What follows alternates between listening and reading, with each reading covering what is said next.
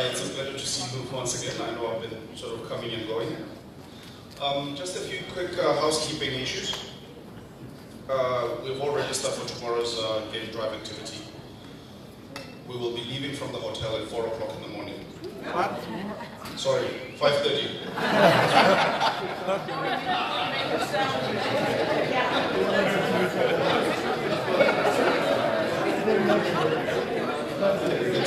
It sounds better when you say 4 o'clock and then 5:30. Okay, so there will be trucks in front of reception to pick up everybody at 5:30. And we'll proceed to Crocodile Camp and then pick up the people at Crocodile Camp at about 5:45, 5:50. The drive is going to be about just under 2 hours to get into the park itself. And then you will proceed in the park, obviously. Once you're in the park, it will be a very slow game drive, sort of speed, watching game and wildlife and birds. The vehicles are open safari vehicles. So please, it is quite warm as you've experienced, but either way, just bring a light sweater in case it does rain, and then you can put that on. We aim to be back at the hotel or back in home just after or just before 7, so plus minus 7 o'clock. We did pass some water bottles yesterday. Please take those so that we can refill to try and cut down on the use of plastic. I've also been requested to request that everybody with their lanyard to please put it in the box which has been put by the door as you exit the conference center, so that it can be reused, which is good for us because it's got Botswana on it. Once we are done here today, when we exit, please, there will be a group photo that will take place at the lawn here where there's a giraffe. So if we can just walk there, and our photographer will try and get up and take shots from there. All right. Without further ado, I know we're running a few minutes. Let me not take too much of your time and introduce Randy Durband, who is moderating our next panel. Randy? Thank you. Yes, we are running a bit late, so we'll make this closing session quick and short and get off to dinner and drinks and networking. I think it's really been a very excellent conference. I've heard good feedback from many of you. I think there was a lot of good content, so my thanks to all participants. Very good interactions, seems like very good networking. So to kind of wrap things up, what we're going to do here is we've asked the moderators from our various panels for various breakouts that we've had for 2 days, and we've challenged each of them to give us 3 or 4 quick key points. We're going to try to do all of this in 30 minutes. There were 10 panels, 7 people. We're missing Jim. Hopefully we'll find him. And so I'm going to ask you to have 2.5 minutes to give us 3 or 4 points. Roy is the court recorder who's going to record the 3 or 4 points of action and takeaways from our moderators, and we'll create a document. And then after this, we have one other final kind of piece. So 3 or 4 pieces. We haven't discussed sequence. Any preference of anybody right now? Luigi, you are so prepared. We're going to ask you to start. And Luigi, your topic was the overtours versus undertours.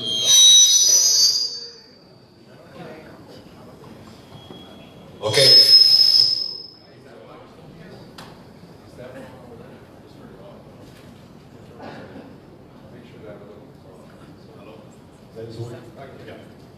Okay, well, so I was a diligent student and I did exactly as it was suggested, also because I was the one suggesting it, so I had to do the example, and I sent an email to Roy with the points, so I included the other moderators as well, because he's taking note, but it would be good if you send him in writing. Last year in Chile, we had problems in having a final document. I think it's important that when we end a conference, there is something that remains of all the discussions that were done. And I feel that this methodology will be helpful in catching key points. Okay, so on the over-tourism, I read from my paper.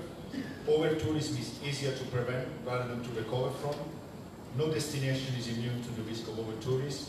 We heard that even some destinations in Switzerland are hit by this phenomenon.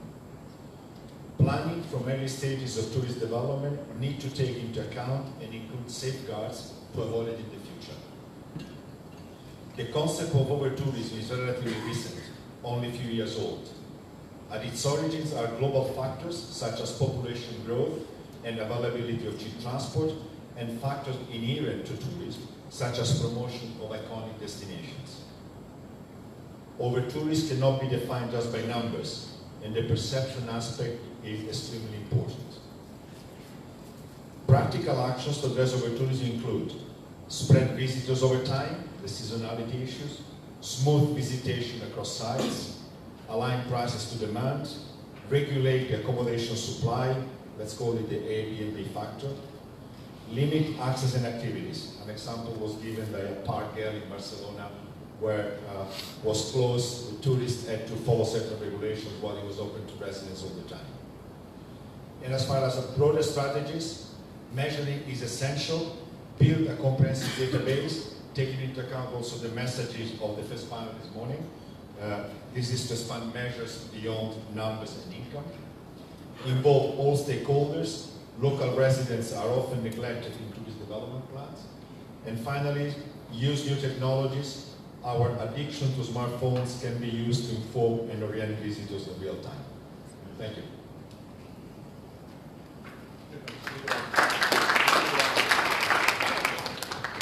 Thank you very much, right on time. We're actually going to go pretty much the sequence of how they went. So Ronald, Sanabria on market access for SMEs. Thank you, Randy. Well, I had the pleasure of monitoring, facilitating the session on market access for SMEs with Grace and Ruth and Henrik. So thank you very much for your contributions. I summarized the outcomes of the session in 6 key points, 6 key messages. For the interest of time, I'm going to cover just 3, but Roy, you will get the list of 6 and we can share them later. The first message that actually came out loud and clear was that lack of market access of SMEs might actually, and in many cases, actually is a consequence rather than a root cause to a problem.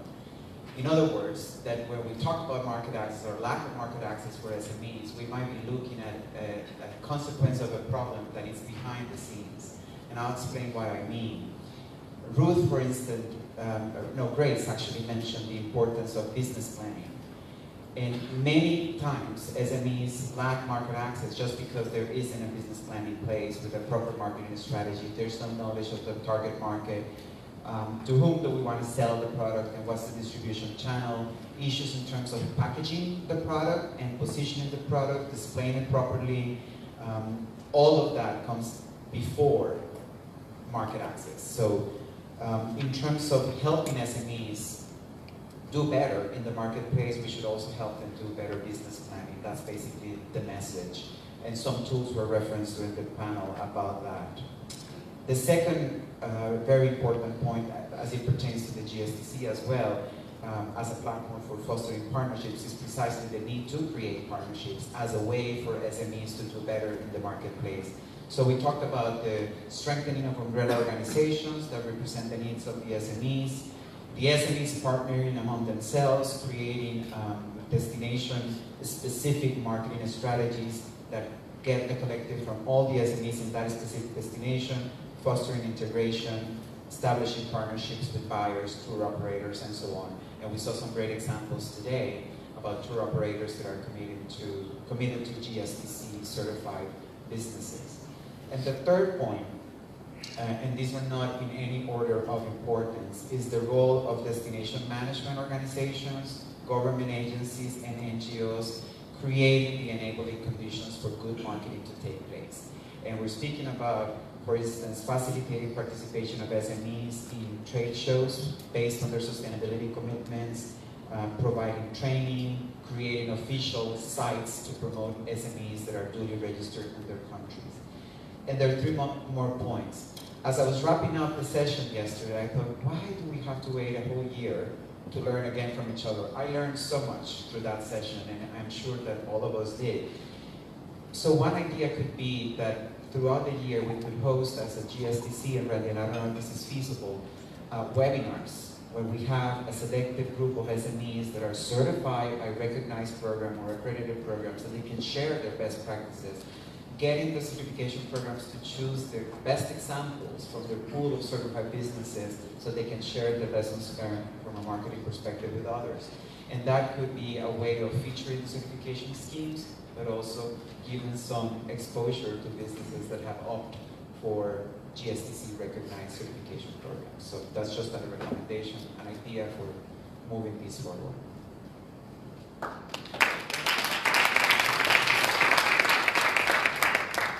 Excellent, thank you. So to go in sequence, I was a moderator for a session on certification bodies. Jim, this seat is for you. Jim, this seat is for you. And after I do my piece, we're going to get your 3 or 4 bullets of key takeaways from the wildlife session. Then we'll go to Heidi, then Graham, then back to me in procurement, then Jonathan, Heidi and SDGs, and Kelly and GSTC. So we'll just go in sequence of the rough sequence of how they came down. So I moderated the session on certification bodies collaborating with feeder ideas and shared services and mutual recognition. And so what we took away is that shared services are already happening in many cases and are quite natural for the auditing process of certification. So that's point one, that it's sort of normal and already happening, but can certainly be expanded through more creativity, through more networking, such as opportunities like this for organizations to get to know each other. Knowledge sharing for capacity building is a key element because the systems are not easily managed. It's technical information, so you need multiple people, you need a bench. So the knowledge sharing for internal capacity building is very worthwhile. On the marketing side, those are 2 very operational pieces. On the marketing side, co-branding, we saw some very successful cases of co-branding, struggling around the world with all the certification bodies we've seen. So the marketplace, feels confusion. And there were some case studies of successful co-branding, not easily done, but when it works, absolutely worthwhile. I think would be a good way to summarize that. So, Jim, you ready for your 3 or 4 bullet points on wildlife? Okay, thank you, Randy. I think the major points from our session is that, well, the big one is that you ultimately have to create the right incentives for people, local communities, and all the stakeholders to value wildlife more than life. So how you do that, there are a whole variety of models, but oftentimes those models involve partnerships with all the different stakeholders. And also a really robust destination management planning process that is, again, inclusive of all the stakeholders to ultimately arrive at a plan, a destination management plan. And business models, which can be many, to forge partnerships that create these right incentives. So I think the other big take-home lesson, at least for me, is just that there's an oftentimes repeated phrase within WWF, at least with respect to tourism partnerships, is that if you build it, they will not necessarily come. And so that involves looking at the right enabling conditions for these partnerships to succeed. And if those enabling conditions are right for tourism, then that makes it attractive for all the stakeholders to invest. Because there's like multilateral financial institutions, just simply those conditions don't exist. And if for tourism they don't exist, then you move on to the next kind of business sector that might create those right incentives.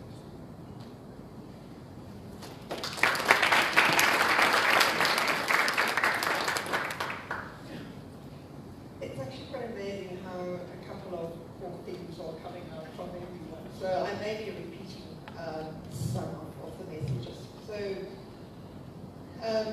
one of the main things that came out of the cultural heritage, the heritage tourist succession, heritage protection and destination steering session was that communities are, as owners of resources, whether they're cultural or natural heritage, should have the say over how those resources are used or not used. Local people are knowledge holders, and if we bring local people into planning processes, whether it's destination management plan, whether it is creating a new product, the outcome is a lot more robust and a lot more valid and a lot more acceptable at a local level as well. Also, inclusive processes, if it's done the right way, can build bridges between stakeholders that were either in conflict or were not cooperating previously. So, and that creates a more cohesive and coherent destination. And then finally, when communities are engaged or brought into processes, it should be on local people's terms and within their pace and within the methods of communication that is suitable and determined by local people and not necessarily by the agencies running the processes or the experts running the processes.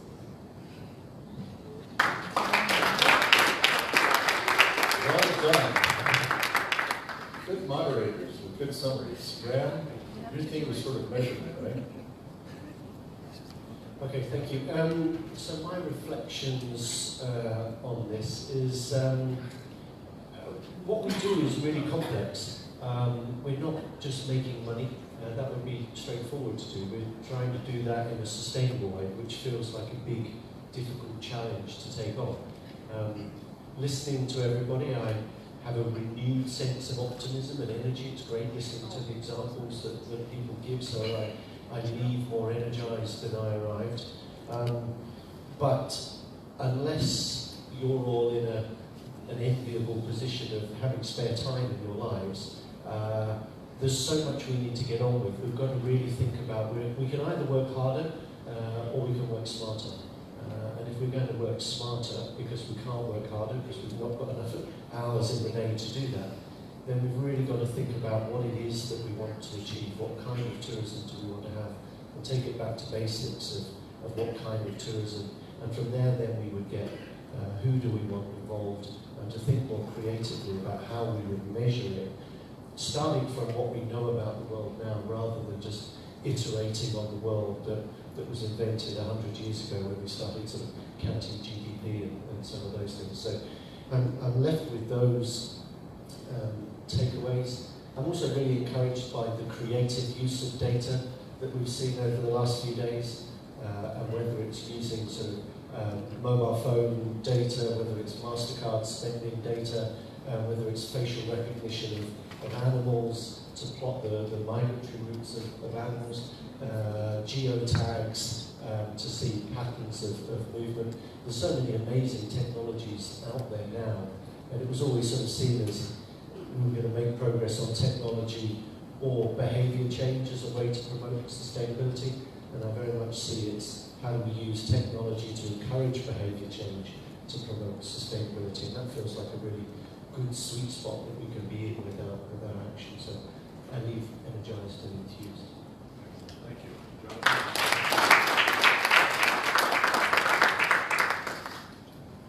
Well, the last session was a bit of a wrap-up of all the sessions, I guess, because we're looking for various action points. But again, as it has so often, the business of community buy-in from the beginning keeps coming up, and in our case, in the context of both the supply chain, which presents an obvious advantage to communities, and one particular aspect of this is food and agritourism, which is also expanding interest in tourism, and an opportunity for interpretation about the culture and history of the place. A lot you can do with food. And the other part of this is the communities don't automatically know everything there is to know about tourism. So there's a communication challenge in just getting across what some of the issues are that you need to think about as you become more aware of this. One somewhat small point turned out to be more important than I would have thought originally, and that is the difficulties of waste disposal in remote rural areas and islands and places that simply do not have the infrastructure for handling it in the way large destinations do. And I think this is an opportunity for some increased technical assistance in how to deal with it, and perhaps some artistic creativeness in how to deal with waste as well as reduction of it. One other point came up in the context of Colorado and Vail, and that is that you don't just stop with the GSTC criteria. That's your starting point, and you can build on those criteria as appropriate for the type of destination you have. And last, but in my opinion, certainly not least, and I'm glad other people brought this up too, the importance of some kind of destination stewardship council or arrangement that goes well beyond the traditional idea of what a DMO is. And most obviously, since we've all agreed a destination management plan is important, who is going to do the plan? Who is going to follow up on the plan? It can't just be government. Governments change and have other issues. There needs to be some kind of umbrella entity to help pull this all together. And I'll just end by reminding you again that the product ultimately is the place and its people. We're moderators twice, so Heidi, I'm going to turn to you in a second on the SDGs. And I also moderated a session earlier on sustainable procurement. Takeaways there, one at a time, is that sustainable procurement is a way to act sustainably beyond your own particular actions. You sweep the floor and operate your business, but how the suppliers that you work with are operating and act. I'll borrow from Martin Ballas's terminology to just say classic kind of procurement is the food sourcing from a restaurant or a hotel, is it locally produced, but into more complex supply chains. Some of the things we talked about that I drew out in my presentation yesterday too about the whole business of using, for example, the GSTC framework to identify businesses that have been certified sustainable is a very easy way to verify that that supplier is sustainable. So you as the business don't need to do the vetting to know, let's say I'm a tour operator and I'm selecting hotels, rather than spending tremendous resources internally as a tour operator to vet the hotels, if they're certified sustainable, that means that a third party looked at them and vetted them for me. So it's a much easier way, much more inexpensive to identify suppliers than try to figure it out yourself. And then final point is that this concept applies to any scale of operation. This doesn't have to be just the Royal Caribbeans or the TUI's doing, every business at every level.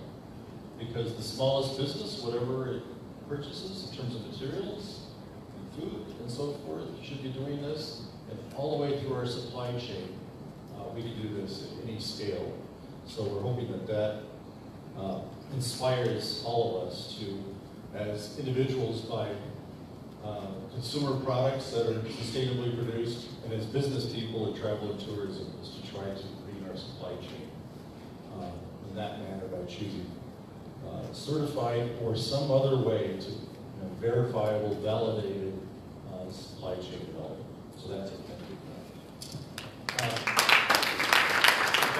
Back to Heidi and the SDGs, please. So, achieving or achievements towards the SDGs in tourism. The first point that came out of that was that the language is still quite fuzzy for a lot of stakeholders. So understanding what the SDGs are and what they mean for a business or what they mean for a destination. Not everybody is yet aware, and not everybody is clear on what they can do in relation to them. Having said that, there is evidence of increasing take-up of the language, and we see that in blogs written by destinations, or the annual reports of tourism companies, adoption or the mapping of the GSTC criteria against the SDGs, for example. There's also evidence of not just talking about the SDGs, but also acting on the SDGs. So where businesses are actively linking what they do to some of the SDGs. It's not widespread yet, but there are clearer linkages being made by businesses and by destinations. Even though there is some evidence, it's very much anecdotal at this stage. So the knowledge is still developing. There is a need for better evidence, more data, so that we can actually properly track progress against the SDGs in tourism, and achieving the SDGs is not the responsibility of national governments. It's not the responsibility of local government. It's the responsibility of every single player in tourism. So whether it's the consumer, or the business, or the destination marketing organization, everyone can make a contribution towards the SDGs. And then the final point is, though it may be nebulous a little bit at this stage yet, there's a clear need to just get on with it and do it, act towards it. Thank you. Kelly on the GSTC destination criteria revision. Thank you.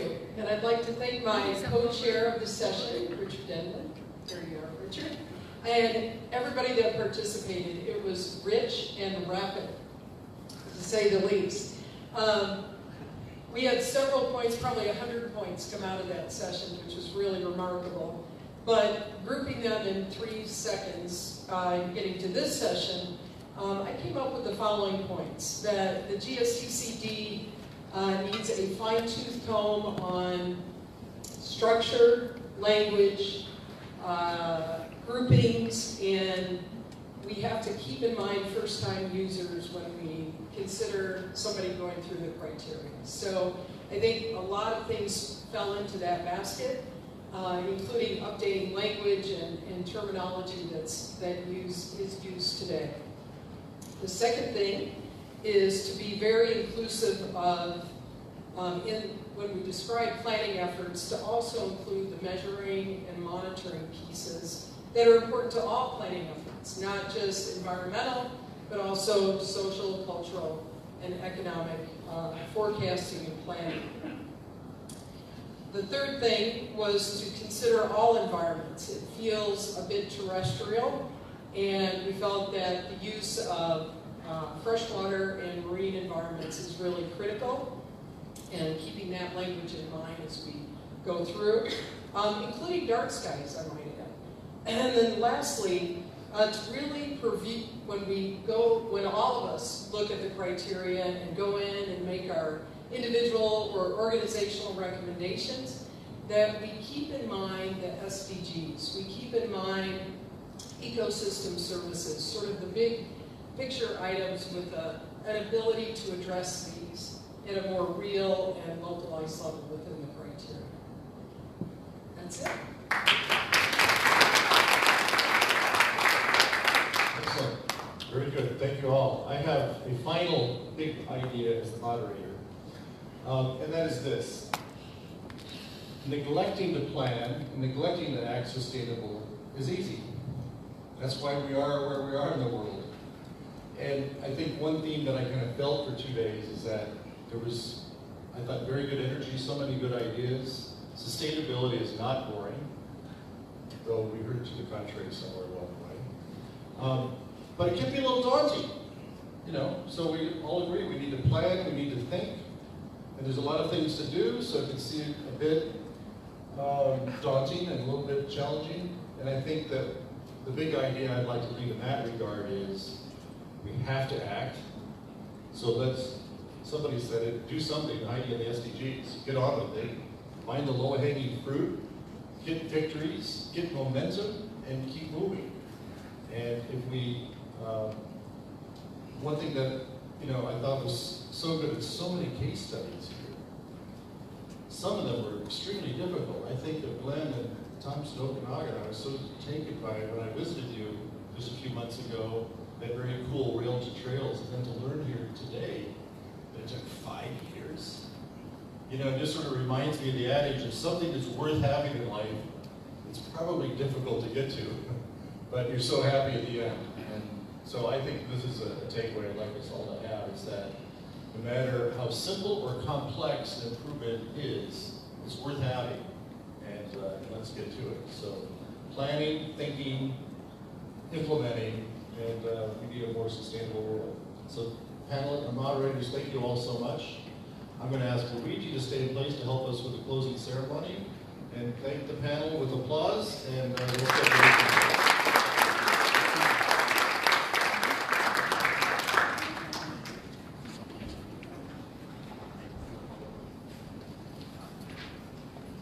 Okay, so I'm pleased now to call the representative from the Azores Islands.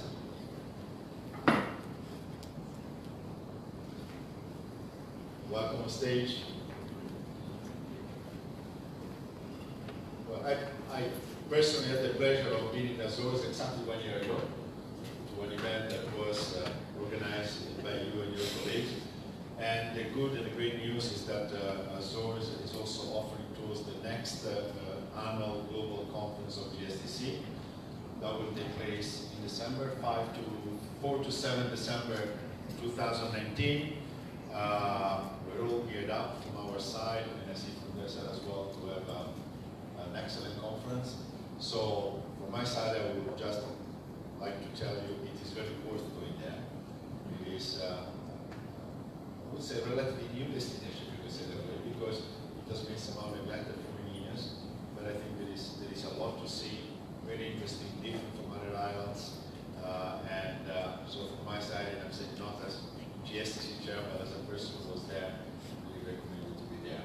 But now, I'd like to give the microphone to you so you can say a few words about the island. Thank you, Luigi. I ask for Roy to pass the video, please. Can you turn off the lights, please? Sure, I think it's better. Thank you.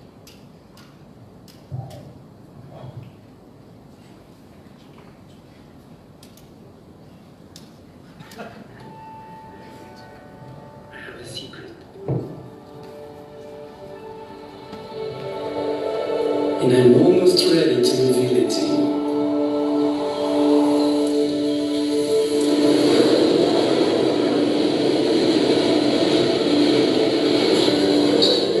But you're gonna have to wait till the end to find out.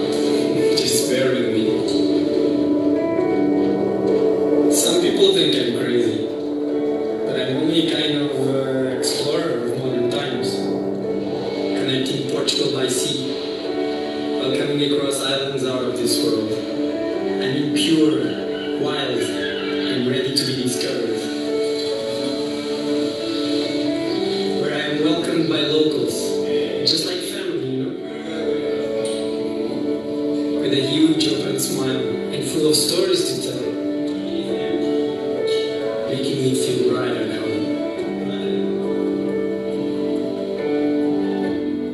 These islands challenge myself and inspire me to draw and reach new goals. Now this is where my secret will start to become yours.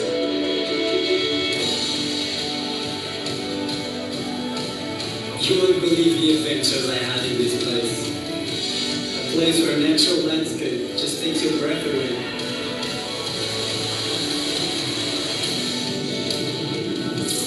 A place where the strength to overcome fears comes naturally, with pure adrenaline and inspiration running wild and free.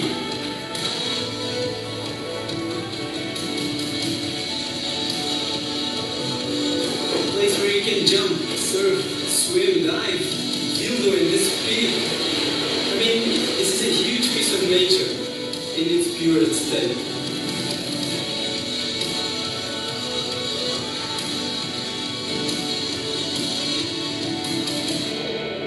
place where you can definitely fly.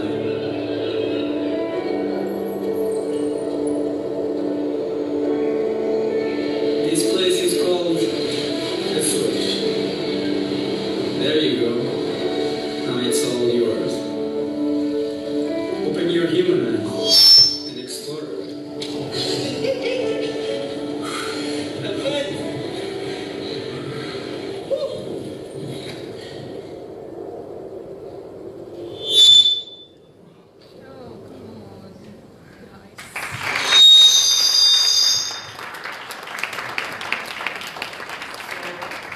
The secret is all what is yours, and I hope to see you all in these yours next year. Thank you.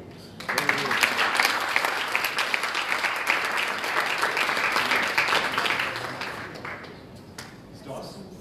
Lost Dawson. Dawson was talking about a group photo, right? Yeah, it's outside. Okay, it's outside. The buses will leave for dinner at 6:30, so it gives us very quick group photo now, and then a quick stop at your room, and then out front to depart for dinner at 6:30. We'll have a microphone there, so we'll appreciate your attention for our thank yous at that point to our hosts here in Botswana. So, outside for a group photo, quick stop at your room, depart at 6:30.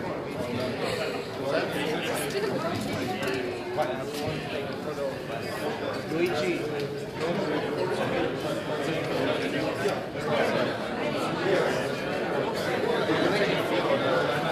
Direct flight.